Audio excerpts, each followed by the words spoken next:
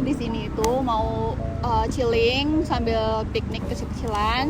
Terus kita juga mau cerita tentang alasan kenapa dulu kita milih ke Jepang.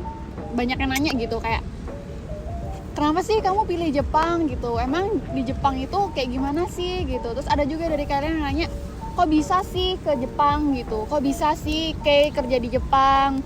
Gimana caranya, step-stepnya, dan juga mungkin karena kita udah, kalau aku sih tahun ketiga, kalau kayak kan tahun kelima tinggal di sini. Gimana sih rasanya tinggal di Jepang? Orang Jepang tuh gimana? Budaya Jepang tuh gimana? Asik nggak sih gitu kan? Jadi di hari ini kita mau cerita semuanya tentang itu sambil chilling, ngopi di pinggir sungai sambil lihat pemandangan. Ini bagus banget sih pemandangannya, hari ini juga cerah.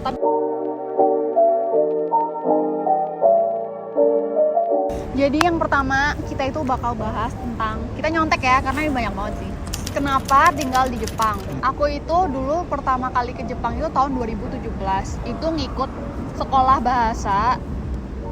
Gimana? Karena dulu aku universitasnya itu kan dulu di UGM. Nah itu tuh jurusannya bahasa Jepang. Nah aku pikir itu dulu aku belajar bahasa Jepang di UGM. Bagus sih, cuman karena lingkungan kita bukan Jepang, jadi aku tuh ngerasa kayak aku kurang banget gitu, kayak aku belajar bahasa Jepang tapi kalau di prakteknya kok minim banget, jadi aku kurang puas gitu. Dan aku pengen bener-bener menyicipin gimana sih budaya Jepang yang sebenarnya gitu di Jepang. Jadi aku pikir waktu itu sebelum wisuda aku udah mulai kayak cari-cari sekolah yang aku pengen datengin di Jepang. Itu aku daftarnya lewat agensi gitu loh. Jadi kalau di Indonesia itu sebenarnya banyak banget loh agensi-agensi yang ngebantuin kita untuk kayak apply sekolah di luar negeri, nggak cuma di Jepang. Mereka kayak bantuin translate dokumen, kirim dokumen, terus kayak ngasih tahu dokumen apa aja yang dibutuhkan. Itu sebenarnya banyak banget. Dulu kebetulan punya aku itu di Japan Indonesia Network, yaitu di Bandung. Nggak lebih dari 6 bulan aku udah dapat sekolah, dan next year-nya setelah aku wisuda aku langsung berangkat ke Jepang. Kalau kayak gimana nih? Pertama sih dikenalin sama temennya. Okay. Mereka coba mungkin ngajak-ngajak aku gitu. Nih si Kay pasti mau ke Jepang gitu. Ya udah, terus dia ngasih semua data. Nih ke Jepang tuh kayak gini loh, ada sekolah ini loh kayak gitu. Terus kan BTW aku juga pengen tahu kerja di Jepang kayak gimana gitu kan. Ya udah dari situ aku ngurungin niat mau ke Jepang gitu loh. Terus yang nomor 2, gimana caranya bisa datang ke Jepang gitu, bisa sekolah di Jepang gitu. Seperti yang aku mention tadi, kalau aku lewat agensi, aku ya caranya kayak apply sekolah biasa, cuman di situ aku harus punya kayak JLPT. JLPT itu kayak semacam TOEFL-nya dalam bahasa Inggris. Jadi mereka itu punya 5 level, paling rendah itu N5, paling tinggi itu N1. Nah waktu itu aku daftar, aku udah punya yang 3, jadi sama senseinya juga diminta. Terus juga ada interview juga dalam bahasa Jepang. Ada burung. Oke, dulu gimana caranya ke Jepang? Ke Jepang berdua sama temen tadi, sama Randy sama Alvin. Mereka juga udah kontak sama senseinya. Kebetulan senseinya, gurunya tuh yang di sini tuh dia ada ke Indonesia waktu itu. Mau ke Unpad. Ya udah bertiga berangkat ke sana gitu. Ketemu sama senseinya, terus dijelasin sekolahnya gimana sih gitu, berapa lama sih gitu. Terus ya udah gitu gurunya nanyain, mau pengen ada buat belajar bahasanya pengen berapa lama katanya. Ada yang jangka pendek, ada jangka panjang gitu. Terus berhubung aku nggak belajar bahasa Jepang kayak Via yang dari dari universitasnya udah belajar bahasa Jepang. Aku benar-benar kayak bahasa Jepang itu cuma dari film ya, dari anime doang, karena emang suka film anim kan. Terus udah gitu aku nggak punya base apa-apa, ya udah mungkin toh mau kerja juga pasti harus bisa ya bahasa Jepangnya. Jadi aku ngambil jangka panjang gitu. Sini jangka panjangnya 1 tahun sampai 2 tahun. Ya udah ambil 2 tahun. Dijelasin udah oke. Ya udah di situ juga ada perantaranya ke si sensei yang di sini. Ya dari sana udah tinggal kumpulin data-datanya, mulai dari kayak dokumen-dokumen yang diperlukan, pasportnya, foto gitu, formulir isi, semua dibantuin. Udah dari situ tinggal nunggu. Berarti kayak nggak pakai agensi ya? cuman minta tolong sama senseinya aja? Ya ada kenalan. Oh. Dia bukan agen sih sebenarnya. Gitu. Akhirnya nyampe ke sini. Terus kenapa pilihnya Kyoto? Sebenarnya aku lebih ke living cost ya, karena udah tahu Jepang tuh mahal. Ya udah. Tahu dari living cost Kyoto oke. Situ aku pilih Kyoto. Gitu. Tips-tipsnya juga untuk teman-teman yang pengen juga sekolah di Jepang. Kita harus cari kotanya dulu. Kota yang seperti apa yang ingin kita tinggalin, karena menurut aku setiap kota di Jepang itu budayanya itu sedikit berbeda, dan orang-orangnya itu juga cara berpikirnya menurut aku juga beda gitu. Kalau misalnya kita tinggal di kota besar kayak Tokyo, Osaka gitu, mungkin orangnya udah open minded dan mereka nggak terlalu nggak terlalu wow gitu sama orang asing gitu. Tapi kalau misalnya kita mungkin rada-rada ke yang kota-kota kecil gitu, mungkin mereka masih heran sama orang asing. Jadi itu tuh perlu dipertimbangkan juga, kita itu pengen tinggal di kota yang seperti apa. Nah setelah kita udah decide nih, waktu itu aku decide Kyoto karena again waktu aku di Indonesia aku belajar bahasa Jepang dan aku pengen belajar budayanya. Jadi kalau Kyoto ini kan sejarah dan budayanya panjang banget, jadi aku kenapa enggak aku ke Kyoto gitu untuk sekalian belajar budayanya juga selain bahasanya gitu. Setelah kalian dapat list kotanya, kalian cari tuh sekolahnya.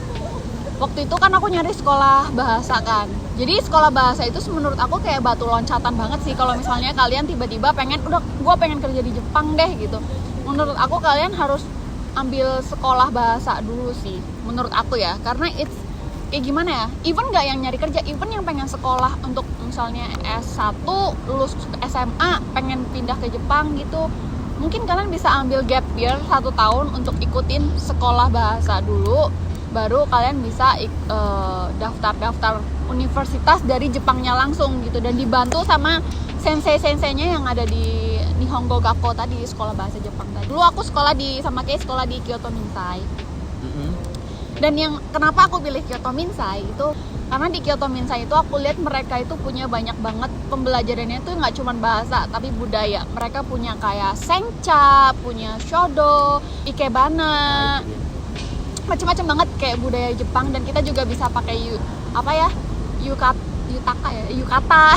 Kita bisa pakai yukata kalau misalnya pas Giong Matsuri yang cuma ada di Kyoto gitu. Jadi aku merasa kayak oh ya ini tuh kayaknya sekolahan yang benar-benar aku pengen masukin banget, karena itu sesuai dengan apa yang aku inginkan gitu.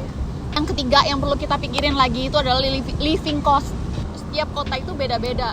Menurut aku kalau kota-kota besar itu pasti living cost-nya bakal lebih mahal. Kalau misalnya kalian banyak cuan, ya mungkin bisa aja lah di Tokyo, di Osaka, atau di kota-kota besar lain. Di sini juga sedikit lebih rendah daripada Tokyo, tapi mirip-mirip lah ya, tapi sedikit lebih rendah sih. Tapi ya karena living cost-nya rendah juga gajinya juga lebih sedikit gitu. Jadi pas aja sih. Nih, aku mau nanya, kalau aku kan gak kerja kan di Jepang. Aku sempet arubaito, which is namanya part time di Jepang, di kayak Uniqlo. Itu tuh menurut aku etos kerja di sini tuh gila sih. Ya nih kalau misalnya kayak kan udah kerja di perusahaan dengan full time gitu ya, maksudnya pekerjaan yang benar-benar full time gitu. Aku mau nanya sih, kalau misalnya kerja di Jepang tuh kayak gimana sih? Aku sambil makan. Kerja di Jepang tuh ya pertama ya, orang Jepang orangnya nggak straight ya, nggak langsung gitu. Iya. Dan kita juga harus bisa beradaptasi. Ya. Adaptasinya harus tinggi banget sih menurut aku ya. Adaptasi itu penting banget sih. Harus penting banget. Suka nggak suka, mau itu diri kamu atau bukan ya, harus bisa beradaptasi sih. Nah orang Jepang juga terbilang dia tuh apa ya, strict sama rule gitu ya, yang namanya rule. Sama orang Jepang tuh suka sama yang namanya lembur ya.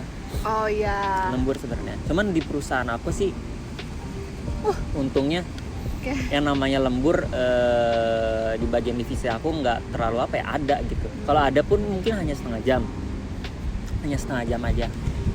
Jadi lembur itu tuh kadang nggak enak namanya kalau kita mau pulang tapi atasan belum pulang gitu. Nah itu sebenarnya kita harus tahu baca situasi. Nggak bisa kayak kita mau pulang kita langsung udah pulang aja, enggak gitu. Kadang kita harus lihat situasinya, kerjaannya udah beres nih, ada yang bisa dibantu nggak? Kalau nggak ada, pulang duluan nggak apa-apa gitu. Nanti mungkin atasan, oh boleh pulang aja. Udah di situ kita baru bisa pulang. Tuh. Betul. Jadi apa ya? Kita jangan terlalu mentingin diri sendiri sih sebenarnya. Coba sekeliling kamu itu taruh di paling atas dulu gitu. Ya Udah itu tahu budaya Jepang sih. taruh paling atas, udah gitu udah oke, baru diri kita gitu.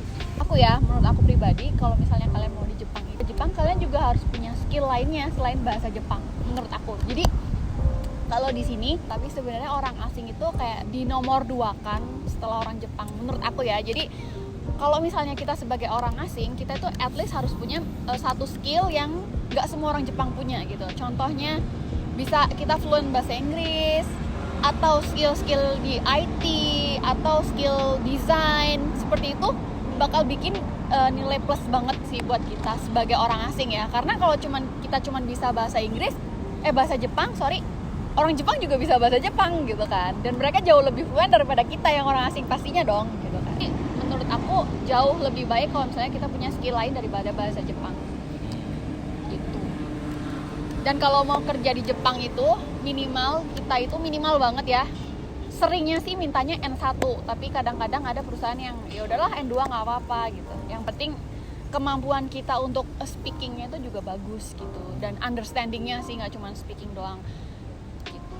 Sini enaknya servisnya cepet, terus kotanya bersih, terus dan lain-lain. Nah, coba kalau dibalikin, kita yang kalau kita kerja berarti kita yang harus memberikan servis yang baik, yang cepet. Kita harus benar-benar kebersihan dijaga, omongannya, sikapnya, itu semua kita harus ngelakuin gitu. Mungkin kalau sebagai customer enak gitu, tapi buat kita yang ngelakuin, itu bisa nggak sih gitu loh. Itu beratnya sih kalau misalnya kalian kerja di sini juga.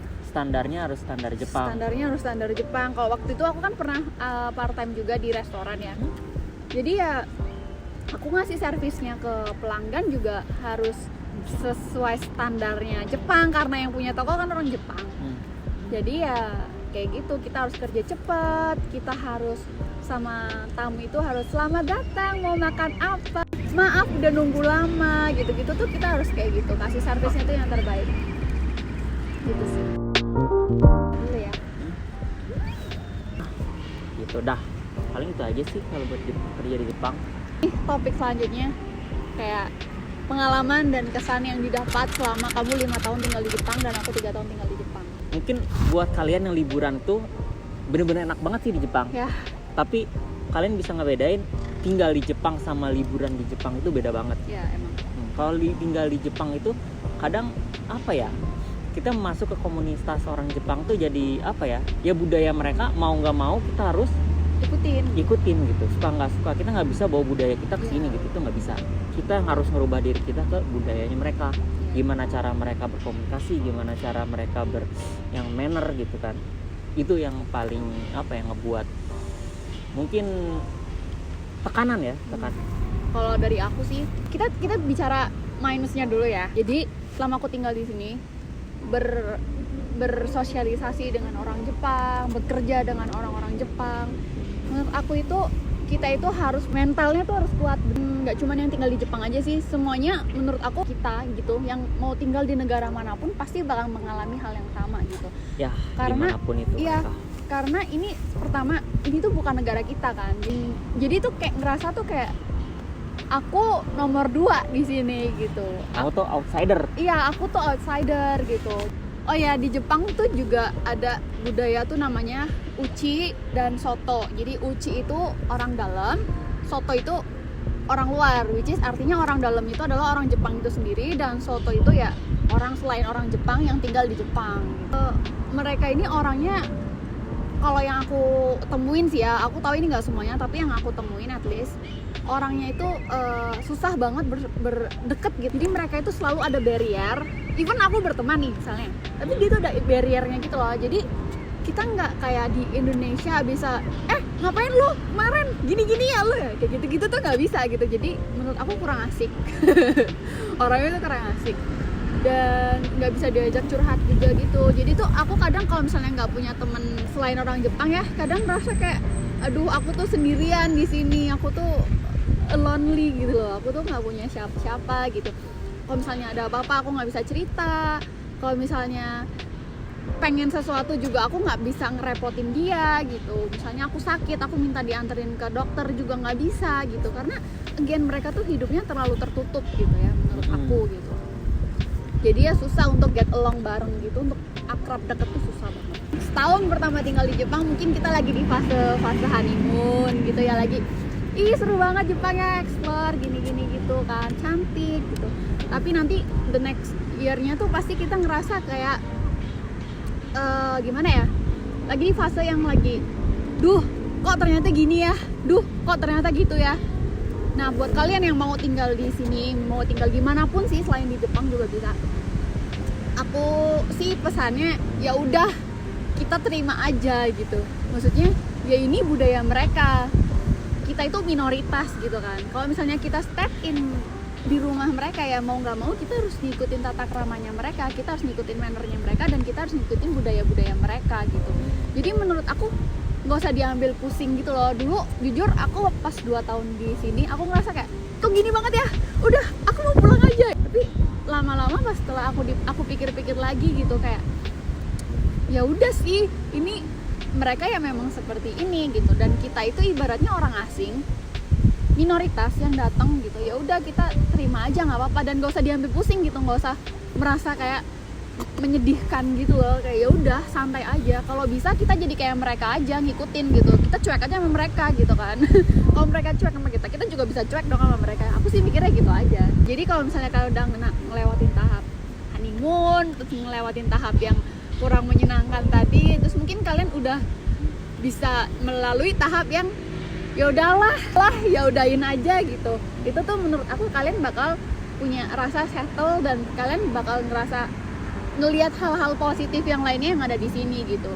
Soalnya beside on kekurangan tadi kayak capeknya, kesepiannya gitu-gitu, juga aku ngerasa di sini tuh convenience banget.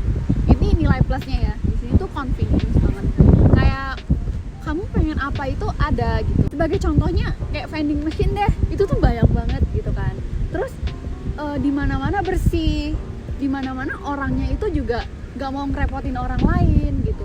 Orangnya selalu memikirkan orang lain, orang sekitarnya dia. Sebagai contoh misalnya kita makan di restorannya tuh penuh gitu, terus kita ngantri gitu kan untuk makan di restoran itu.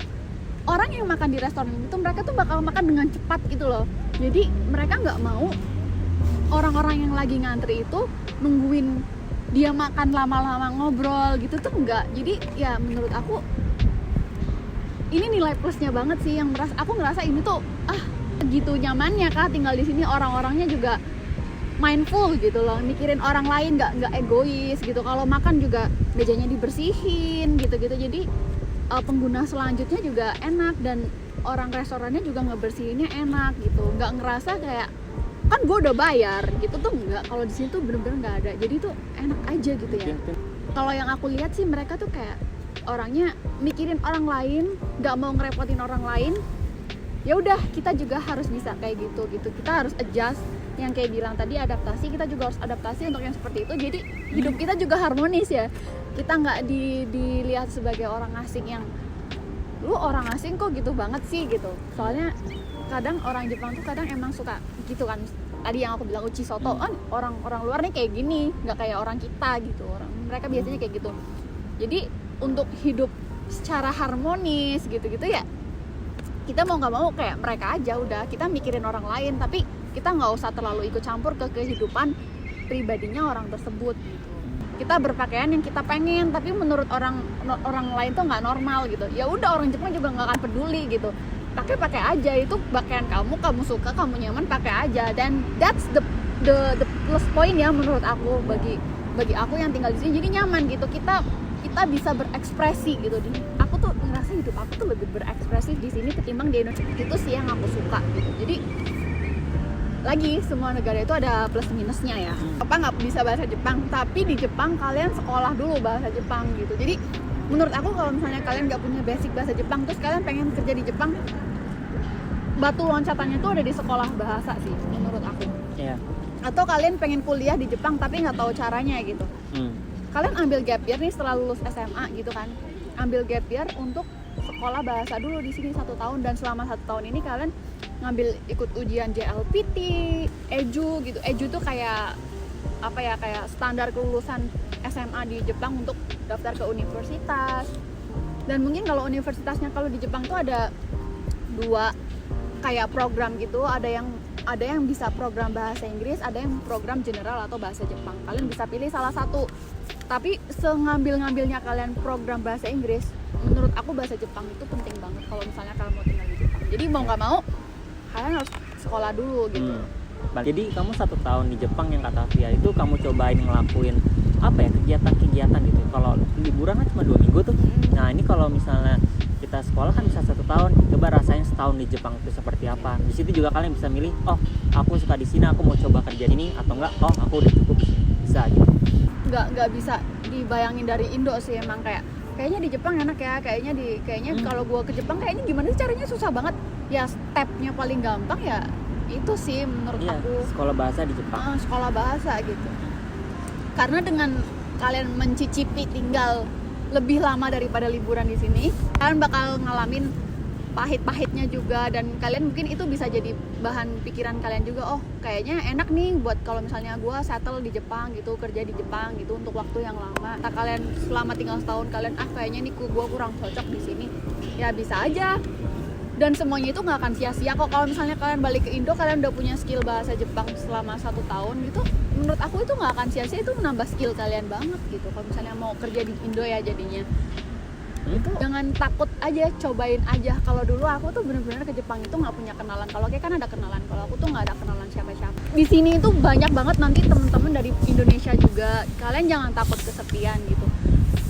Waktu itu juga waktu aku di sekolah bahasa banyak banget temen Indonesia, jadi ngerasa kayak ada saudara juga di, gak semenakutkan itu sebenarnya gitu. Dan menurut aku Jepang itu aman banget, nggak tahu ya, tapi ketimbang negara lain menurut aku Jepang itu aman banget. Kalian kalau misalnya apa-apa tuh nggak akan hilang di jalan tuh, nggak takut. Orang Jepang itu sebenarnya baik-baik nih gitu.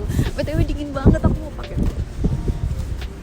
Jadi gitu aja cerita-ceritanya tentang pengalaman kita di Jepang. Aku 3 tahun, kayak udah 5 tahun.